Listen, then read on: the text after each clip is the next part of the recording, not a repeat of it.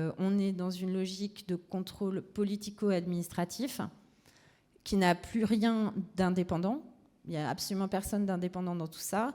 En tout cas, l'indépendance des uns et des autres n'est pas garantie statutairement, même si la Commission s'en défend. Donc on a voilà, un système qui... une boucle qui se ferme, en fait. Parce qu'en fait, les différents intervenants se justifient entre eux et se confortent entre eux. C'est toujours les mêmes, ils sont toujours... ils sortent plus ou moins des mêmes logiques. Et on va dire que sur un plan... On va peut-être pas parler d'idéologie, mais en tout cas sur la vision qu'ils peuvent avoir d'un Internet sécurisé dans lequel il n'y aurait pas de publication problématique, ni illicite, ni préjudiciable. On voit bien qu'il y a une limite à leur capacité à faire respecter la liberté d'expression et d'opinion. Il y a un élément du texte qui est fondamental. Comme j'ai dit, les plateformes vont devoir faire régulièrement le point des risques systémiques. Alors bon, c'est les grands mots d'aujourd'hui qui sont un peu vides, mais ça veut dire qu'ils doivent apprécier à chaque moment, en fonction des circonstances politiques, etc., les risques qui existent, inhérents notamment à certains sujets, et anticiper les risques d'un afflux de contenus illicites ou préjudiciables. Ils doivent faire des rapports régulièrement. Mais ce qu'il faut noter, et ça je le relève, c'est que les situations de crise et les situations exceptionnelles qui sont pointées du doigt et qui peuvent donner lieu à des mesures restrictives de la liberté d'expression, les deux cas envisagés par le texte sont la santé publique et la sécurité publique. Donc ça veut dire menace contre la sûreté de l'État et santé publique. On ne comprend pas bien le rapport. C'est pas pour protéger les données de santé publique et tout ça, c'est vraiment, en gros, les sujets, les moments où il peut y avoir une restriction ou une surveillance accrue ou un contrôle accru de toutes les communications Internet, des services numériques, c'est sûreté nationale et santé publique. Bon, ça nous rappelle vaguement quelque chose. Donc, en gros, là, ils ne se cachent plus. Ils nous disent clairement, si demain, il y a une nouvelle épidémie, un nouveau vaccin et quoi, probablement qu'on sera interdit d'en parler. Enfin, voilà, on peut pousser le raisonnement jusqu'à là. En tout cas, c'est ouvert. Il faut savoir qu'au niveau de l'Europe, les plateformes auront donc un interlocuteur judiciaire quand même. Elles pourront contester les poursuites, les amendes, si elles en ont, etc. Mais a priori, le système qui est prévu pour l'utilisateur, c'est en interne, c'est dans son pays. C'est-à-dire si il n'est pas content qu'on ait retiré sa publication ou s'il y a une difficulté avec la plateforme, c'est censé se régler au niveau national, donc dans le pays où le service est reçu. Sachant que les plateformes sont censées mettre en place un système de résolution des litiges extrajudiciaire, donc faciliter une médiation, peut-être une conciliation avec l'utilisateur. Mais bon, si tout ça ne fonctionne pas, à la fin, on va chez le juge national. Alors, je vous en parle tout de suite. Le juge national en France, c'est le projet de loi qui a été déposé fin mai par Monsieur le maire. Le juge national en France sera le juge administratif. Le juge judiciaire est sorti complètement de ce contrôle. Donc ça veut dire qu'en France, on aura un système purement administratif. L'Arcom, c'est une autorité administrative indépendante selon les points de vue. Et toute discussion autour de l'utilisation des services numériques se fera, en termes, en tout cas dans le cadre du DSA, se fera devant le juge administratif. On a vu ces derniers temps comment le juge administratif abordait les questions, si on prend le statut par exemple des personnels non vaccinés, on a vu la manière très particulière dont la juridiction, enfin l'ordre administratif a abordé le sujet, les manifestations, on a eu aussi des renseignements, l'utilisation des drones, les différentes activités associatives, les agréments des associations. Enfin, on a eu beaucoup à faire au juge administratif ces 3 dernières années, même avant d'ailleurs, parce que pour faire par exemple autoriser les manifestations ou autres, on a pu voir. Donc on connaît, on sait à quel point le juge administratif qui est normalement maintenant depuis, je crois, une quinzaine d'années, le juge de nos libertés fondamentales.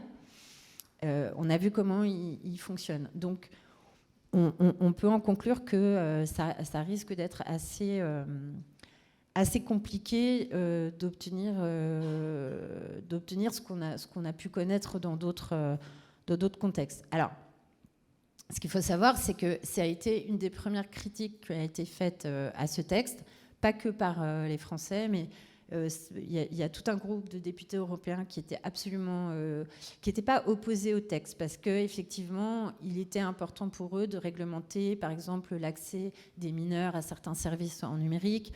Il y avait des choses qui pouvaient faire du sens. Par exemple, que les conditions générales d'utilisation des plateformes soient plus claires, que lorsqu'on est banni ou qu'on s'en va d'une plateforme, qu'on puisse récupérer ses contacts. Enfin, il y avait des choses qui étaient vraiment au profit des citoyens. Et ils étaient d'accord sur ce plan, mais ils se sont rendus compte assez vite qu'en fait, c'était un moyen, ça pouvait être utilisé comme un moyen justement d'empêcher une certaine liberté d'expression. Donc, ils voulaient des garanties. Par exemple, ils voulaient un anonymat garanti pour l'utilisateur, c'est-à-dire qu'on puisse être sur une plateforme sans donner des renseignements de personnalité, ce qui était assez sain. Ça a été empêché. Ils voulaient absolument que ce soit le juge judiciaire dans tous les pays d'Europe qui soit en charge de la vérification du fonctionnement du numérique. Ils n'ont pas réussi, et ils se sont beaucoup battus contre le fait que la Commission centralisait des pouvoirs au point peut-être, comme elle a quand même un caractère politique, au point peut-être qu'on ne pourrait pas la critiquer justement. Ça fait partie des choses, et donc ils voulaient absolument qu'il y ait une institution totalement indépendante du politique qui soit en charge du contrôle du numérique, et tout ça, ils ne l'ont pas obtenu. Techniquement, il y a beaucoup d'aspects. Je ne vais pas rentrer trop dans le détail parce que, bon, le texte fait 108 pages, donc on a vraiment beaucoup de choses. Je pense que le mécanisme est plus important que le détail. Ceci dit, je répondrai volontiers à vos questions après, mais l'idée, c'est quand même de dire que si on fait une analyse de ce texte sous l'angle de la liberté d'expression, c'est pas vraiment génial. C'est pas le meilleur texte qu'on pouvait envisager. Il pose vraiment énormément de questions.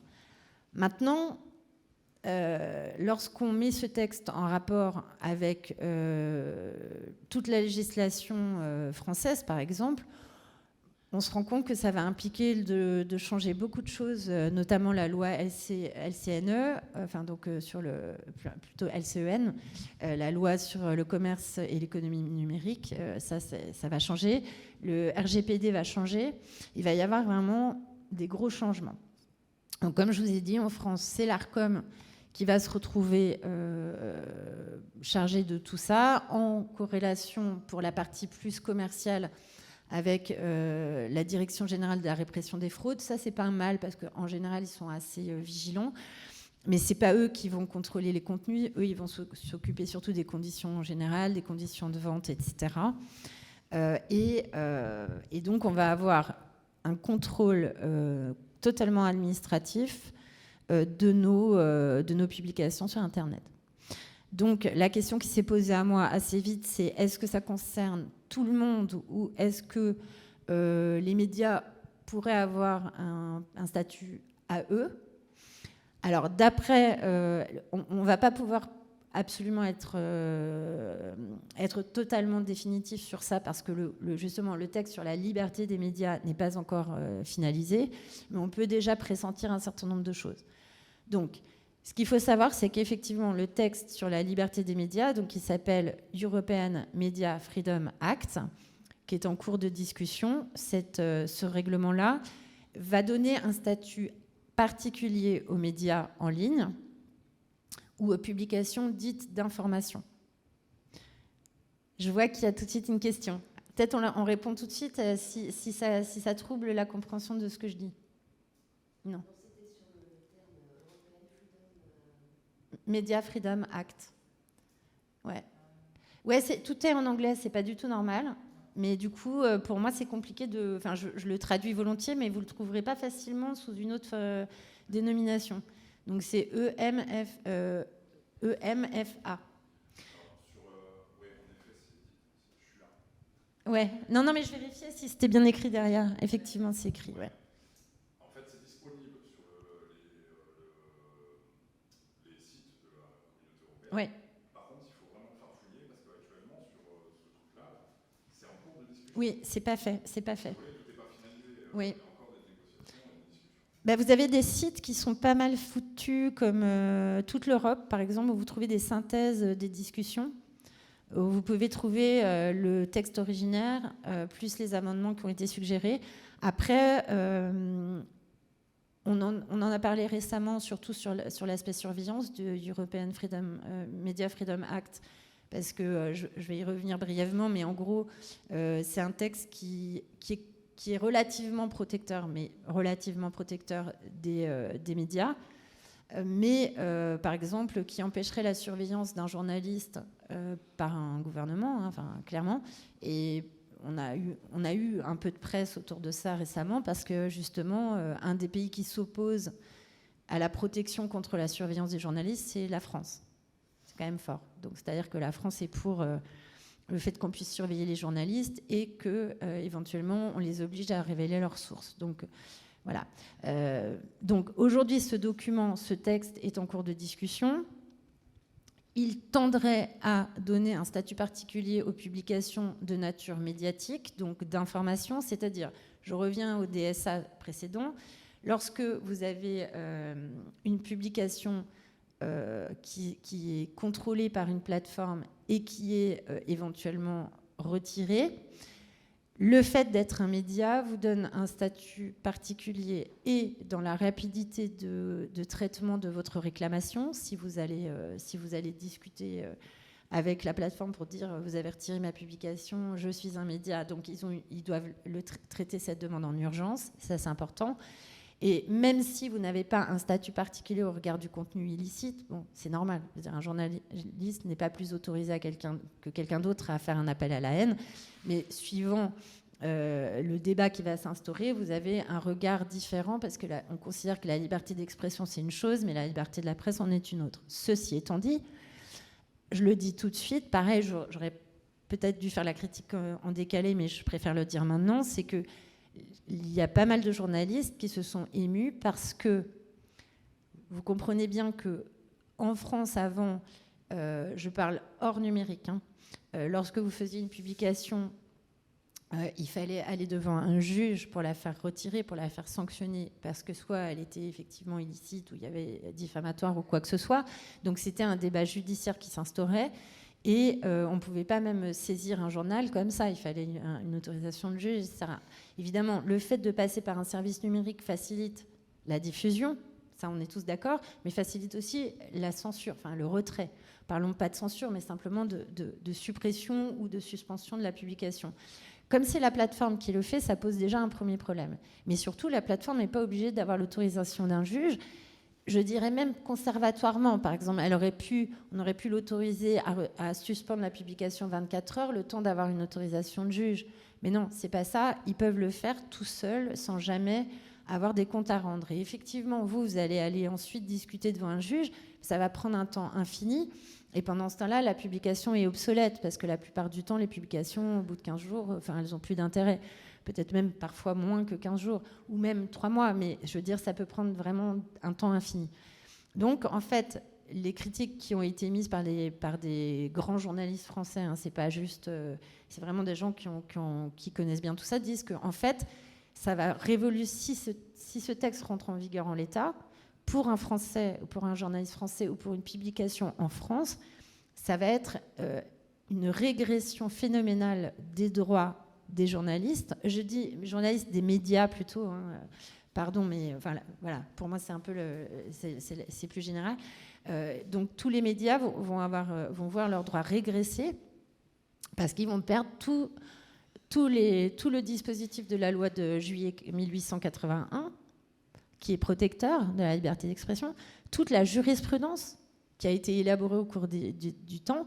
Et toute cette appréciation au cas par cas, vraiment, je ne sais pas si vous avez déjà vu une audience de la 17e chambre presse de Paris, mais c'est un travail de fourmi. Les gens sont attentifs. Et comme on marche sur des œufs, c'est pas quelque chose qu'on... Voilà, avant de censurer, enfin, c'est toujours la même chose, on ne censure pas, mais avant de faire retirer un contenu ou de faire sanctionner un discours ou quoi, on prend le temps. Donc là, il n'y aura pas de temps. C'est un bonhomme tout seul qui a le droit, il fait 10 lettres et voilà. Bon. Donc on comprend bien que c'est un énorme problème.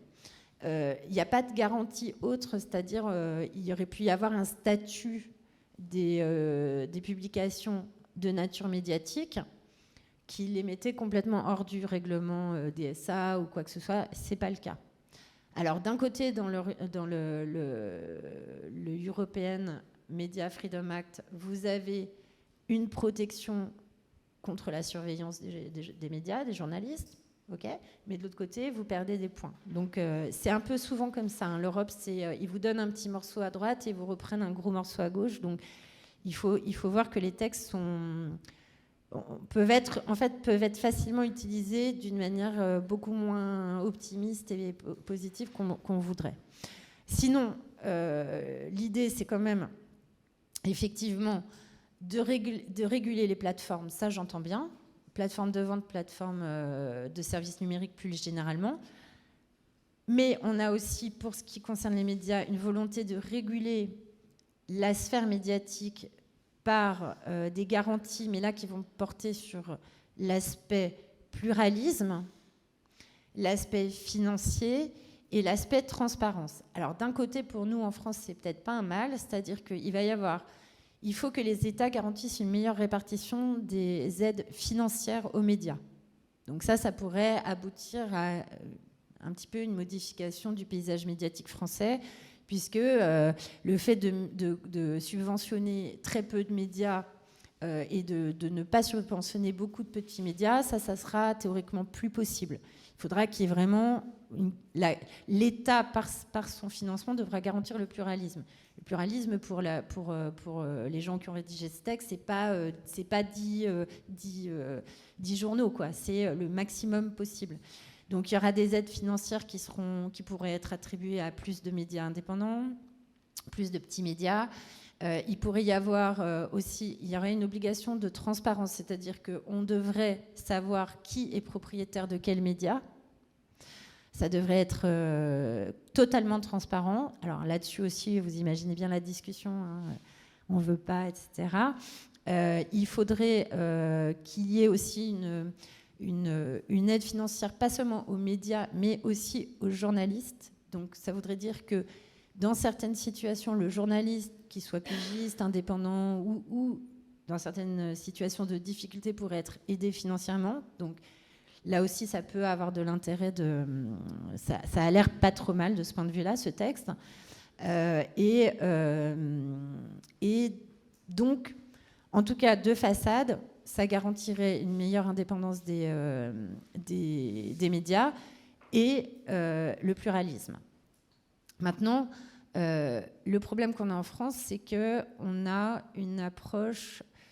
Je pense que tous les pays d'Europe ont vraiment une culture médiatique différente. Ça, c'est la première chose que je veux dire. C'est que l'histoire du pays, la culture du pays fait que...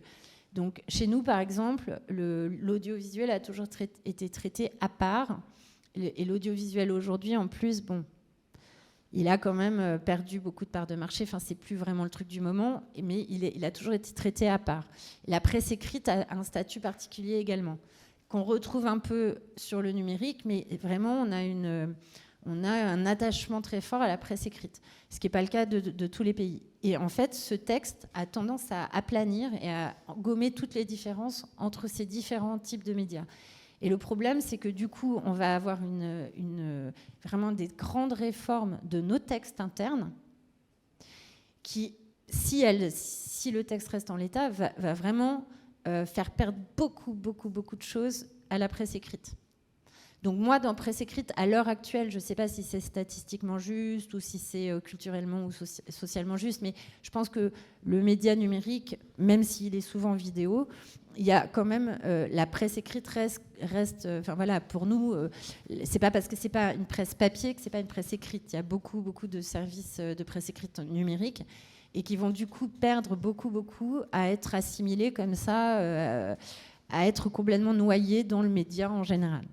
Donc ça pose un problème à beaucoup de journalistes aussi. Alors, du coup, là, on se retrouve avec un système où on va avoir, comme je disais tout à l'heure, et c'est vraiment important, une mainmise de la commission, donc politico-administrative, une mainmise des autorités administratives nationales, une mainmise des juridictions administratives nationales, avec un texte sur les droits des journalistes, sur les droits des médias qui, pour l'instant, est vraiment pas terrible et donne très peu d'espoir. Et nous, on va avoir en France des réformes massives de textes qui étaient très protecteurs, qui étaient déjà pas forcément très bien appliqués. Donc, en plus, on pouvait déjà critiquer, mais des textes protecteurs et régulateurs qui vont être balayés parce que le droit européen va s'imposer en direct. C'est-à-dire qu'on va devoir adapter toute notre législation.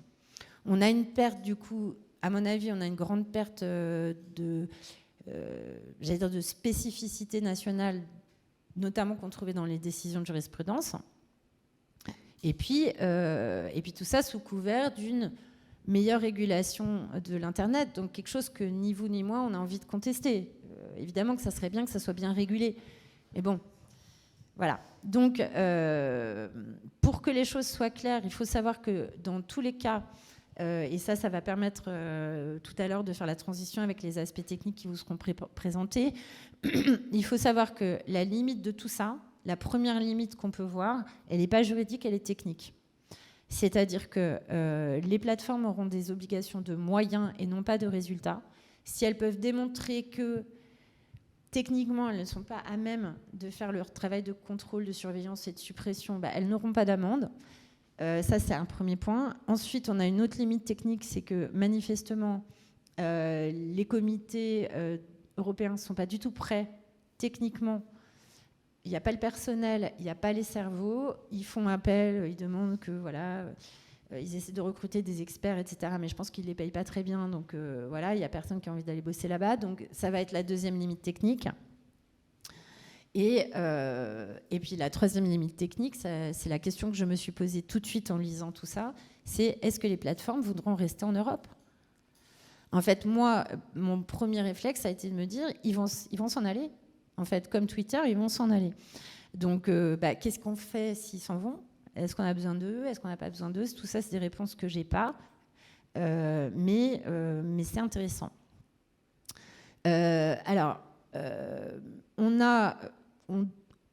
Donc on doit comprendre, et ça c'est important, que parce que c'est pour l'instant personne n'en parle, et ça je le comprends pas très bien, que donc après que ces textes, enfin pour l'instant il y en a que deux, hein, donc le DMA et le DSA qui ont été votés au niveau européen. On a eu tout de suite une proposition de loi qui a été déposée par Monsieur le maire, qui a déjà fait l'objet d'un avis du Conseil d'État. J'ai noté, parce que je trouve que c'est important, que là, lui aussi, il est allé au pas de course, c'est-à-dire que le règlement a été très vite adopté. Lui, il a fait son projet de loi, il l'a déposé très vite, au point qu'il y a eu une pression phénoménale sur tous les organes consultatifs qui devaient dire ce qu'ils pensaient de ce projet, parce que ça implique beaucoup de gens, cette réglementation, cette régulation, beaucoup de gens. Il y a l'ARCOM, comme je vous disais, il y a la CNIL, parce qu'il y a tout le problème des datas et qui utilise quoi, qui peut transférer quoi, qui a le droit d'avoir accès à quoi. On va par exemple pouvoir faire des enquêtes très approfondies en exigeant des plateformes qui transfèrent toutes les datas individuelles. Hein. Ça va, bon, c'est sous la responsabilité du juge, mais ça veut dire qu'en cas de besoin, on peut accéder à toutes vos données personnelles en les exigeant des plateformes. Voilà. Donc c'est normal que la CNIL soit concernée, le Conseil d'État, enfin bon. Et ils ont été tellement vite qu'ils se sont plaints d'avoir été mis sous pression pour rendre des avis très vite. Et ils se sont d'autant plus plaints que pendant qu'ils devaient étudier la loi, qui est pas courte et qui est un peu complexe, on leur a changé 3 fois le projet de loi. C'est juste pour donner encore une fois une illustration de ce que moi je trouve dommageable, mais qui est sans doute volontaire, enfin qui est pas, c'est pas hasardeux quoi. On prend jamais le temps. On prend pas le temps d'examiner les choses avec attention. Donc il y a quelques dispositions qui ont fait grincer des dents le Conseil d'État, mais je vous le dis tout de suite, très peu. Ce qui veut dire qu'en l'état, le fait que l'idée de réglementer tout, notamment par les autorités administratives, ça pose aucun problème au Conseil d'État. On a déchargé complètement le juge judiciaire, ça lui pose pas de problème non plus. Donc on sait déjà, voilà, on peut déjà avoir l'idée que on va avoir une lecture très restrictive des libertés fondamentales sur le territoire français. Donc, encore une fois, le contenu illégal ou illicite, très mal défini. Moi, j'ai un problème avec ça. Il est défini, il n'est pas clairement défini. Et à mon avis, il devrait être défini par référence à un juge. On devrait dire, voilà, il aurait dû y avoir 2 temps d'examen. Le contenu manifestement illicite, c'est-à-dire à première vue, ça n'a pas l'air bien, on peut suspendre, on peut comprendre. On peut suspendre, mais un temps très bref. Et après, on va demander au juge, est-ce que j'ai bien fait ? Et dans un temps très bref, c'est remis en ligne si ce n'est pas le cas. Là, ce n'est pas ça du tout. Hein. Donc, le terme contenu illicite est défini et repris 3 fois dans le règlement.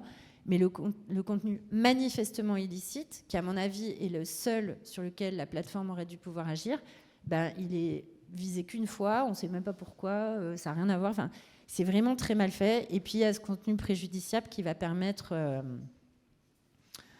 la désinformation. Voilà, qu'est-ce que c'est la désinformation ? On nous renvoie au code des bonnes pratiques qu'il faut lire absolument et qui est assez inquiétant aussi. Donc voilà, donc, pour synthétiser, on n'a pas de vraie protection de la liberté d'expression. Encore moins de la liberté d'opinion. D'ailleurs, au fond, personne ne parle tellement de ça, alors qu'en fait, pour moi, c'est presque, je dirais pas plus important que la liberté d'expression, mais on sent bien qu'on évite le terme opinion pour pas trop politiser le débat, mais c'est quand même le sujet. On n'a donc pas droit à l'anonymat. On va être surveillé par les plateformes qui, sans avoir une obligation de surveillance générale, en ont le droit, en fait. Pas l'obligation, mais c'est eux qui vont jouer Big Brother. Donc, et tout ça avec, en plus, en interface, des fameux signaleurs de confiance qui, eux, vont être les capots de l'Internet en disant « lui, c'est pas bien ce qu'il écrit ». Et voilà. Donc, on a un dispositif qui se met en place qui est un peu inquiétant, sous la réserve de l'application qui en sera faite, mais personne n'est très optimiste parce qu'on a quand même un petit peu de recul. Et moi, j'ai envie de vous dire que l'impression que m'ont donné les textes, c'est qu'on a réglementé a posteriori ce qu'on a fait pendant toute la crise Covid, c'est-à-dire ou peut-être même avant. C'est-à-dire qu'on a vécu tous des choses de fait, une publication qui saute ou un shadow banning ou je sais pas quoi. Et puis maintenant, c'est simplement, eux, ils ont le recul, donc ils ont mis des règles à quelque chose qui était déjà pratiqué. Donc est-ce que les plateformes vont jouer le jeu et rester en Europe ? Je ne sais pas, étant donné qu'elles doivent payer dans tous les sens et que certaines disent d'ores et déjà que ça va être quand même compliqué à mettre en œuvre. Si elles restent, quel jeu elles vont jouer ? C'est-à-dire, est-ce qu'elles vont aller à fond dans on va dire dans le sens du contrôle type censure, ou est-ce qu'elles vont au contraire jouer le jeu d'être peut-être un rempart ? Moi, j'ai quand même peu d'espoir qu'elle soit un rempart entre nous et les autorités. Donc, à la fin, ça veut dire que le premier régulateur de notre expression, ça va être la plateforme, quoi. Qui, en plus, oui, parce que je ne l'ai pas dit, aura le droit dans ses conditions générales, bon, il faudra que ce soit bien clair, mais aura le droit dans ses conditions générales de quelque part, de fixer aussi la limite à la liberté d'expression. Ce qui veut dire qu'il va y avoir des modifications de toutes les conditions générales des plateformes. On devrait pouvoir y avoir accès plus clairement, ça devrait être écrit simplement, ça doit être écrit dans toutes les langues de l'Europe, donc on doit pouvoir y accéder en français. Les mineurs doivent pouvoir avoir une version pour les mineurs pour pouvoir mieux comprendre aussi, parce que un mineur qui utilise Instagram, je mets au défi d'avoir lu les conditions générales d'Instagram. Bon, voilà, donc on va avoir quand même aussi là un super gros pouvoir des plateformes qui vont dire bah oui, mais c'est un contrat entre toi et moi je t'interdis de faire ça ou autre chose. Bon. Alors quand ça concerne la pédocriminalité ou la pédopornographie, on comprend, mais quand ça va concerner l'opinion, voilà.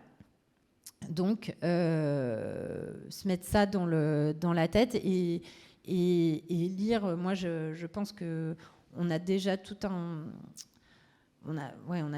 une critique qui s'est montée, qui montre bien que ça risque quand même d'être difficile, avec de manière sous-jacente cette volonté de l'Europe de faire un marché unique de l'information en gommant, en uniformisant. J'allais dire même la culture, parce qu'en fait, pour moi, le média et j'ai pas spécifiquement parlé de culture, mais parce que pour moi, média, culture, ça fonctionne ensemble, main dans la main, c'est très difficile de distinguer. D'abord parce que la culture, évidemment, elle circule grâce aux médias, ça c'est une chose, mais parce qu'il y a aussi une culture des médias. Et la culture des médias en France, c'est pas celle qu'il y a en Espagne, c'est pas celle qu'il y a en Allemagne. Voilà. Et donc, on va gommer ces spécificités pour avoir un marché unique de l'information, ce qui peut vouloir dire aussi une information unique, en fait. Voilà. Surtout sur les deux sujets qui préoccupent la Commission, donc la santé publique et la sécurité nationale. Et il parle beaucoup de la guerre d'Ukraine, d'ailleurs, il y a beaucoup d'aspects. Et puis oui, justement, ce que je voulais dire aussi sur l'Arcom, c'est qu'on a pu constater que quand RT France a été interdite par la Commission européenne, Arcom a été complètement, écarté de la procédure, alors que normalement, en France, on aurait dû repasser toute la procédure Arcom. Donc là, dans le règlement, ils valident. Quelque part, ils valident et ils instaurent de manière beaucoup moins discutable le pouvoir de la Commission européenne aussi de bannir certains médias de l'espace européen. Donc on va avoir là, c'est ce que je disais, une espèce d'inversion. Donc on a pris acte de la manière dont la Commission se comportait et on lui donne officiellement un pouvoir. Voilà, je pense que j'ai à peu près fait le tour de ce que je voulais vous dire. Maintenant, je pense qu'il y a pas mal de questions. Oui. Je ne sais plus. Agence de régulation des communications, je crois, non? C'est ça? C'est ça? Ouais. Des communications. Ouais, l'Arcom, c'est l'ancien CSA. C'est ça. C'est à Paris. Et ils viennent de nommer le coordinateur des services numériques. Là, c'est une femme, j'ai oublié de son nom. Je ne sais plus. Mais elle vient d'être nommée. Je voulais savoir ce qu'il en sera de la rétroactivité, c'est-à-dire que si on a des publications sur un site, qu'est-ce que ça donne en fait? Alors, tout ce qui est... Ça va être en temps réel, c'est-à-dire que dès que le règlement va entrer en vigueur, toutes les publications existantes sont susceptibles de rentrer dans le... C'est pas une question de date de publication, c'est une question d'existence. Ça existe au moment T, donc c'est... Oui, dans les faits. Dans les faits. Dans les faits, ouais. Dans les faits, c'est enfin, dans les effets immédiats. Et j'avais une autre question par rapport à la Constitution, parce que la liberté d'expression, si je ne m'abuse, elle fait partie de la Constitution. Donc comment ils peuvent... Oui, mais... Il y a deux problèmes. Premier problème, c'est que vous avez une supériorité du traité sur à peu près tout.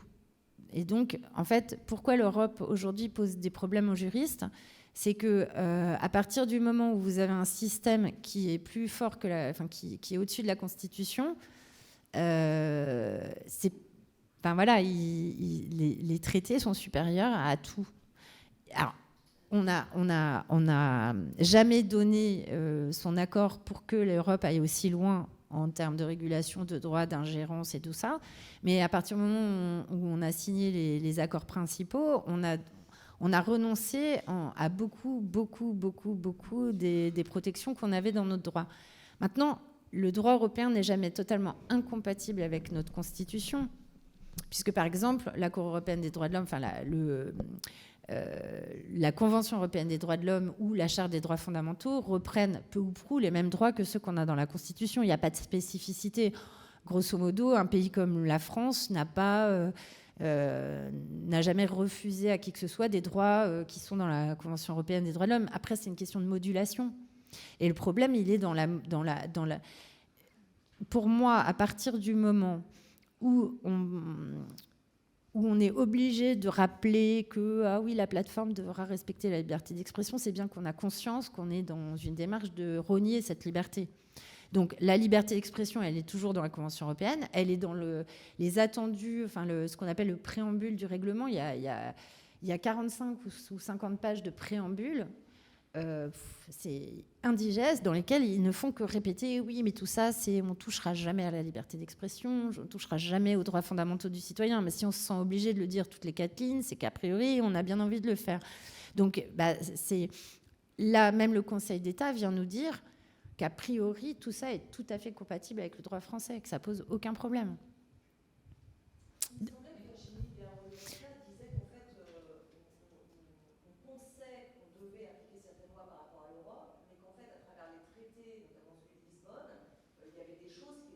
Oui, mais alors, moi, ce que je vais vous dire, je vais essayer d'avoir un discours là-dessus pragmatique. En fait, en théorie, moi, je peux faire 8 heures de cours sur les libertés fondamentales. Et voilà. Après, le problème, c'est que si aucun juge vous reconnaît ce droit, c'est comme si vous ne l'aviez pas. Donc moi, ce que j'essaie de voir, c'est dans le contexte actuel, oui, je suis d'accord, il y a sans doute... De toute façon, pour moi, l'Europe pose un gros problème de droit. Maintenant, devant qui je plaide, quand, comment, pour qui et qu'est-ce que je peux obtenir ? Parce que tant qu'on n'a pas une décision qui dira effectivement, ils sont allés trop loin, effectivement, ils n'avaient pas le droit, en fait, on peut discuter pendant 8 heures, ça n'avancera pas vos droits. Donc moi, j'ai tendance à avoir la même analyse qu'elle. On s'entend très bien sur la plupart de nos analyses et effectivement, on serait d'accord pour dire que de toute façon, là où on se fait toujours un peu avoir même quand les grandes conventions de l'ONU ont été signées. Pourquoi avoir besoin d'écrire tout ça ? Bien sûr que je suis un être libre, bien sûr que je suis un être qui a le droit de... Si on l'écrit, c'est toujours un peu bizarre. Et puis, si on l'écrit et que derrière, le juge dit « Oui, tu as le droit, mais pas aujourd'hui parce que tu comprends le contexte économique, le contexte sanitaire, etc. » Du coup, je n'ai pas le droit, en fait. Donc, moi, je suis d'accord avec ça, mais ça ne nous avance à rien, en fait. Parce que le fait est que tant qu'on est dans l'Europe et qu'on n'a pas un juge, que ce soit national ou européen, ou un autre juge qui n'existe pas, qu'on va peut-être devoir désigner nous-mêmes, qui viendra dire « non, c'est pas régulier », voilà. Dans les faits, c'est comme ça. Pendant la crise sanitaire, il y a des gens qui sont allés au tribunal, notamment Emma Cousy par rapport à sa politique, elle est en Suisse. Mais bon, ça n'empêche pas qu'en France, on a pu faire pareil. Et elle a gagné. Elle n'est pas obligée, elle n'est pas apte au niveau de la santé à obliger ses clients ou ses... Oui, en fait, il y a eu plusieurs problèmes. Il y a eu plusieurs problèmes en France. D'abord, il n'y a pas eu des actions systématiques. En fait, selon moi, une des choses qu'il faut anticiper sur un plan juridique, lorsque ces textes vont rentrer en vigueur ou il faut systématiquement refaire des recours. Mais il faut faire des recours à chaque fois.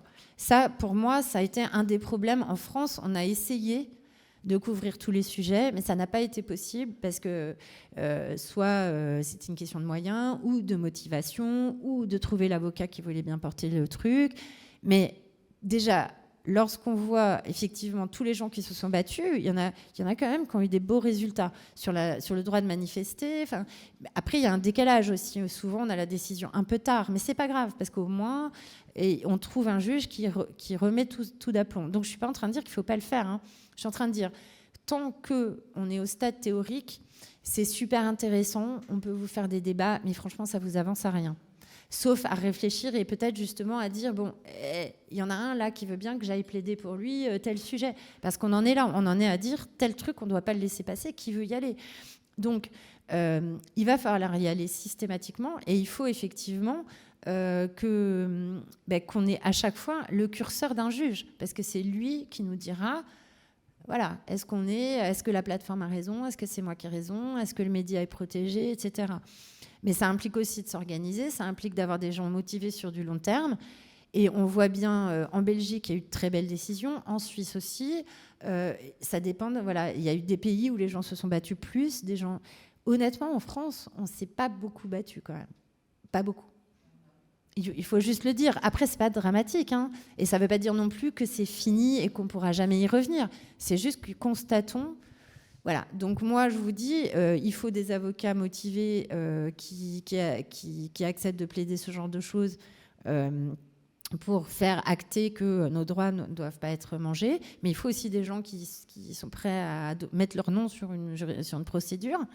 Et puis c'est épuisant, mais il faut le faire à chaque fois. C'est-à-dire qu'il ne faut rien laisser passer, sinon au bout d'un moment, vos libertés, en fait, si on ne les exerce pas... elles fondent au soleil. Et ça, c'est le problème. Ah, mais complètement. Mais très souvent, quand vous le voyez bien, très souvent, quand vous êtes dans un rapport entre quelqu'un qui veut absolument pas que vous exerciez librement tel ou tel droit, et un simple rappel par mail ou une lettre recommandée d'avocat, ça suffit amplement la plupart du temps. C'est ça qui est intéressant. C'est que les gens se figurent toujours qu'il faut aller plaider devant la Cour européenne dans 15 ans, que ça me coûtait je ne sais pas combien, etc. Mais non, vous écrivez à un directeur d'école, vous écrivez à un préfet. Il y a eu beaucoup plus de dossiers qui se sont réglés comme ça que ce qu'on peut croire. Sur les histoires de pass sanitaire, sur les histoires de masques, bien sûr. Mais il n'y a pas que ça. Là, on est sur les médias parce que c'est important. Les médias sont j'allais dire, pas beaucoup plus équipés que les citoyens. Je parle des médias, des petits médias indépendants ne sont pas beaucoup plus équipés que les citoyens. Pourquoi ? Parce que c'est des citoyens. Et donc, ça veut dire qu'ils n'ont pas une grosse organisation, ils n'ont pas forcément beaucoup de moyens, ils n'ont pas forcément les contacts qu'il faut. Mais c'est important aussi que ce soit eux qui se manifestent. Là, je voyais qu'il y avait une tribune dont d'ailleurs je pense que vous n'avez pas entendu parler, mais il y a eu une tribune qui a été signée par plein de petits médias. Il y a eu 300 petits médias qui ont signé une tribune contre justement le European Media Freedom Act pour dire c'est pas possible. Hein, vos 270 titres de presse qui ont signé une tribune le 22 juin 2023. Et en disant c'est un texte qui n'est pas acceptable, c'est pas possible, il faut améliorer, etc. Donc il faut savoir ça aussi, qu'on peut être proactif sur des choses comme ça. Je ne sais pas si la consultation citoyenne est toujours ouverte, mais c'est typiquement le genre de choses. On doit être proactif et écrire aussi ce qui ne nous convient pas dans ce document. Si on est toujours à la traîne ou qu'on n'est pas au courant ou qu'on dit bon, c'est pas grave, en fait, on n'est pas non plus totalement citoyen sur ça. Donc, je pourrais vous passer les informations pour que vous... Voilà, si certains médias veulent s'associer à cette tribune, ça peut être bien aussi. On disait qu'il y avait 110 pages, je ne sais pas quoi, et puis après, il y a peut-être des mots, des techniques qu'on n'est pas... Non, alors, tout à fait. Mais ce que je trouvais pas mal, en fait, là, parce que moi, je ne suis pas spécialisée là-dedans, donc vous m'excuserez pour les généralités, etc., mais je n'avais jamais fait de droit du numérique. Du coup, je vais m'y mettre. Mais ce que j'ai pu observer, c'est qu'il y a beaucoup, beaucoup de commentateurs, que ce soit des journalistes, que ce soit des associations, que ce soit des députés européens. Il y a énormément de commentateurs qui ont donné leur avis sur le texte. Et surtout, il y a des sites où le texte est synthétisé en bullet points, ou en tout cas les points les plus importants, et qui peuvent largement suffire pour comprendre. Franchement, le site Toute l'Europe, c'est pas pour en faire la pub, parce qu'en fait, je m'en fiche un peu, mais il synthétise les textes. Vous avez même des vidéos, il renvoie à tout. Ce qui est bien aussi, c'est que tous les textes sont accessibles avec un lien sur l'article. Donc, si vous voulez aller creuser, vous pouvez. Il n'hésite pas aussi à mettre un petit peu les dissidents, ce qui a été contre, etc. Ça permet de se promener sur les pages, justement, par exemple, des députés européens qui ont présenté des amendements. Parce que plus on va s'approprier toute cette... c'est quand même une grosse soupe, hein. Mais plus on va se l'approprier et plus on sera confortable et pour la contester et pour informer les autres et aussi peut-être pour monter des dossiers, justement, si on a besoin. Donc, il faut que chacun, quand même, prenne le temps de jeter un œil.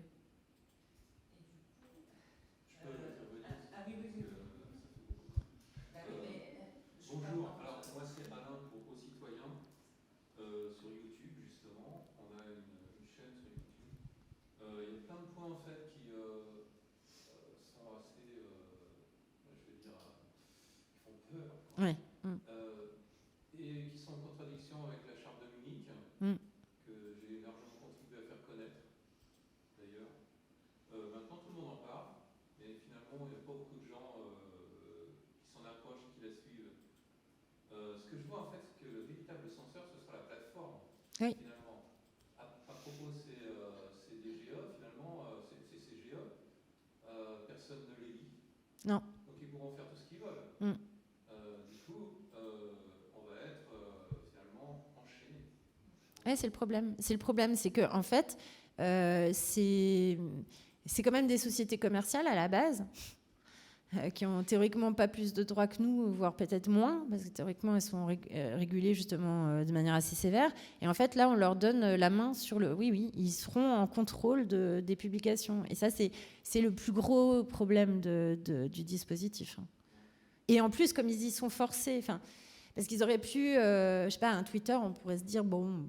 à faire ça cool, il va pas nous embêter. Mais en fait, comme il y est forcé, parce que sinon il prend une amende, il est entre la chèvre et le chou, et du coup là, on sait pas bien comment ils vont réagir. Enfin, les autres, on sait bien, mais ouais. Vous faites allusion à Elon Musk, qui a un gros pouvoir financier finalement, Ouais. qui peut montrer le pouvoir des États, voire des commissions européennes. Mais on en vient finalement toujours au problème financier. Oui, oui. Ce qu'on appelle le financement des médias, même s'il y a un petit aspect que j'appelle positif, entre guillemets, concernant le financement des médias indépendants, des petits médias, etc. Ils ne sont pas des petits médias en fait, mais juste des médias qui essayent de crier plus fort finalement pour qu'on les entende, parce qu'eux respectent la charte de Munich, en tout cas j'espère. On sera toujours en porte-à-faux vis-à-vis de tous ces pays, parce que ce qu'on oublie de dire, c'est que, en tout cas eux oublient de dire, c'est que les médias conventionnels, les gros médias, notamment en France, sont financés par des multimilliardaires à forte puissance finalement d'influence, et qu'en plus l'État finance ces mêmes médias conventionnels. C'est ça. Mais ça va être beaucoup... théoriquement, si l'acte donc sur la liberté des médias, si le règlement passe, il y aura une obligation de transparence qui sera beaucoup plus sévère. C'est-à-dire qu'on devra avoir connaissance de l'actionnariat, de la situation en termes de subventions. Et il y a même... alors, j'espère qu'ils y arriveront, mais il y a des députés européens qui demandent qu'il y ait une espèce de délit d'influence dans les médias. C'est-à-dire qu'on limite pas tous les délits qui tiennent sur l'influence et la corruption qui existent dans notre droit, par exemple. Ça vise essentiellement les politiques, mais il voudrait qu'il y ait une extension de ce genre de notion aux médias, pour que les médias soient plus sains, en fait. Alors, c'est vrai qu'ils auraient pu, par exemple, dire que, je sais pas moi, la charte de Munich pourrait, l'application de la charte de Munich ou le respect de la charte de Munich aurait pu être contrôlé justement, par exemple, par l'Arcom, et au bout de 3 avertissements, je sais pas quoi. Bon, on n'en est pas là, hein. On est très loin. Mais bon, voilà. En tout cas, j'ai pu voir que certains étaient quand même super attachés à ce qu'il y ait un assainissement. Parce qu'en fait, le problème, c'est qu'ils nous parlent tout le temps de régulation. Mais en fait, là, il y a un besoin d'assainissement des pratiques et des acteurs, quoi. C'est-à-dire qu'il faudrait une grande purge de savoir de fonctionner de manière effectivement, je dis purge au sens non guerrier du terme, je précise parce que je dis... Non, bien sûr, mais ce que je veux dire, voilà, pour qu'on puisse passer au filtre un petit peu de l'influence, du trafic d'influence et des corruptions morales, quoi, tous ces médias. Ouais. Non, c'est pas très joyeux, Mais de toute façon, c'est le mouvement général. Donc, Il y a quand même quelque chose qui fait, là je parlais de peur tout à l'heure, mais extrêmement peur, c'est le terme sûreté nationale. ouais, Alors, la sûreté nationale, c'est quelque chose qui a trait finalement au secret d'État. ça veut rien dire, mais ouais. Ouais. Mhm. Alors que les médias soient assujettis à ça, j'ose pas dire le mot, c'est dictatorial en fait. C'est quelque chose En fait, d'énorme. moi j'ai envie de dire que oui et non. C'est-à-dire que ça existe déjà. Enfin, en fait, Officialisé, voilà, c'est ça qui me gêne. C'est pas, je suis pas, voilà, j'ai rien contre. Maintenant, ce qui me dérange, ce qui m'a gênée, c'est pourquoi est-ce qu'il y aurait que pourquoi est-ce qu'il y aurait que ces deux choses qui seraient des moments spéciaux en termes c'est un peu bizarre quand même. Pour moi, il y a plein de situations où on peut être amené à, je sais pas moi, par exemple, imposer un certain type d'information. Je sais pas moi, vous avez une grande tempête, il faut imposer une information sur le sujet unique, national. Il n'y a même pas besoin de discuter. Enfin, je veux dire, tout le monde sera d'accord. Donc, je sais pas, une menace quelle qu'elle soit. On ne comprend pas pourquoi la santé publique, quel rapport, et pourquoi la sûreté nationale, c'est le problème de chaque État. La sûreté nationale, c'est pas.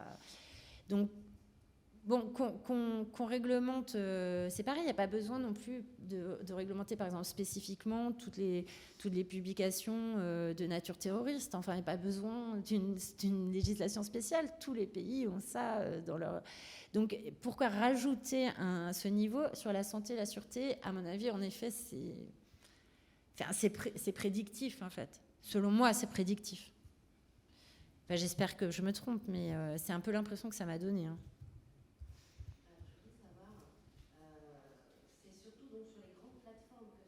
Pour l'instant, oui. Alors, les tout petits, non. Il va y avoir, pour l'instant, l'exemption va être maintenue sur les micro-sites et les petites entreprises. Mais là, on a les très grandes plateformes qui sont concernées. Ensuite, les plateformes moyennes. Après, les tout petits vont pas avoir cette obligation parce qu'effectivement, c'est pas tenable. Parce qu'il faut un responsable, il faut un service, il faut des audits, il faut faire des rapports. Enfin, c'est pas possible. C'est pas possible. Le moyen de contrer ce règlement, c'est à travers des petits sites, par exemple. Oui, mais attention, là, on vous parle pas des... Enfin, là, on vous parle quand même de 4 catégories de personnes. C'est les services intermédiaires du numérique. C'est-à-dire, c'est les fournisseurs d'accès, les clouds, les plateformes de vente et puis je sais plus qui. Donc ça veut dire c'est pas vous pouvez créer votre site comme vous voulez, mais vous allez forcément passer par un tiers intermédiaire. Oui, et le fournisseur d'accès. Donc je veux dire et le moteur de recherche. Donc en fait, à un moment donné, vous êtes quand même tenu par ces gens-là. Après, techniquement, c'est pas ma partie, mais c'est pour dire voilà. En effet, échapperont à cette législation qui est hyper complexe à mettre en œuvre, tous ceux qui n'ont pas en fait financièrement les moyens de le faire. Pour l'instant, c'est comme ça. Ce qui ne veut pas dire qu'on est déresponsabilisé, hein. Ça veut juste dire qu'on n'a pas l'obligation de contrôler les utilisateurs. Voilà. À moins d'utiliser des fournisseurs d'accès en dehors de l'Europe, comme tu disais tout à l'heure. De toute façon, oui, après... Encore une fois, moi, je suis nulle hein, pour la partie... Même les termes, j'étais pas sûre à chaque fois d'utiliser les bons. Donc, j'ai strictement aucune idée de ça.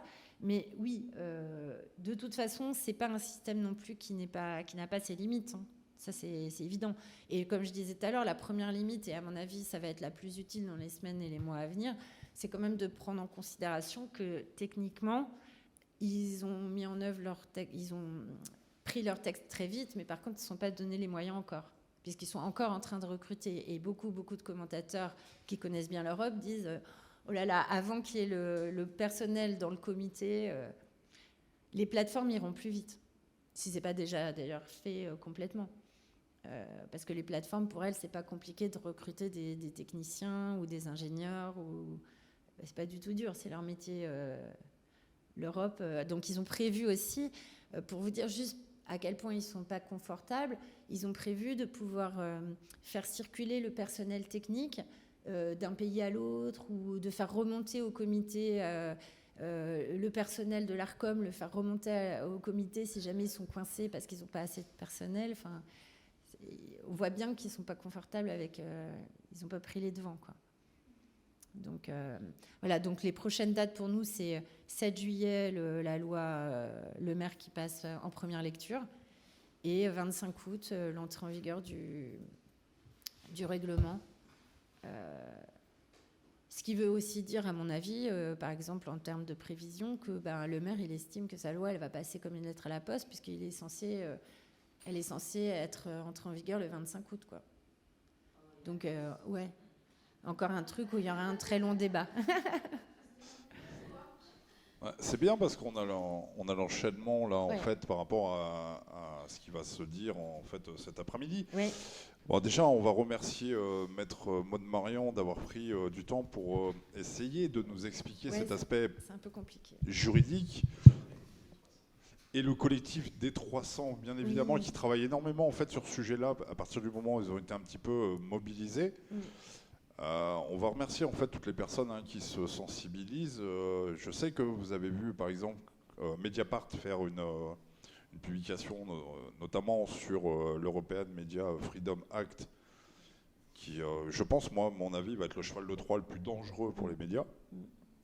Moi, j'ai juste une dernière question, parce qu'on a parlé de directives européennes, et en fait, ce qui est pas mal inquiétant pour bon nombre de personnes, c'est la transcription en fait dans la loi nationale de cela et le delta qui risque d'y avoir, donc la différence qui risque d'y avoir entre le côté bienveillant de certaines parties des directives et la loi en elle-même en France. C'est-à-dire, est-ce qu'en France, ou même dans d'autres pays, parce qu'on voit que par exemple la France a proposé une exception pour atteinte à la sécurité nationale sur le MFA, et que d'autres pays suivent sans problème, Pologne, Grèce, etc. Voilà, donc est-ce que le point de vigilance, il n'est pas à ce niveau-là, la transcription dans la loi?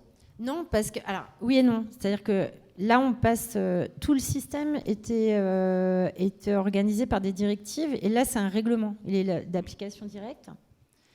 Donc, il est beaucoup plus précis. Une directive, c'est des grandes, c'est des directives. Et après, c'est retranscrit un peu à la sauce de l'État. Là, c'est un règlement, c'est pour ça que c'est très long, parce qu'en fait, chaque article a vocation à s'appliquer directement dans le droit national. Donc, il n'y a pas de retranscription. Par contre, il y a une adaptation de nos textes. Tous les textes qui sont en contradiction avec le règlement doivent être nettoyés. Donc, il y en a toute une liste. Il y a la loi sur l'économie numérique. Il va y avoir le code de commerce qui va changer, le code de la consommation. La loi de 1984, sauf erreur de ma part, sur l'audiovisuel va changer. Enfin, il y a la liste des lois, on peut la consulter dans le projet de loi de Le Maire. La liste est hyper longue de toutes les lois qui sont impactées par le règlement, mais c'est une application directe. Donc on connaît déjà, on sait déjà à quelle sauce on va être mangé. Pour l'European Media Freedom Act, normalement c'est un règlement aussi, donc ce sera la même chose. Et c'est ce que je disais, c'est qu'en fait, comme le règlement va être d'application immédiate et directe, en fait, la loi de 1881 va tomber en désuétude quasiment automatiquement, enfin en partie. Sur la liberté de la presse, par exemple, va devoir être modifiée.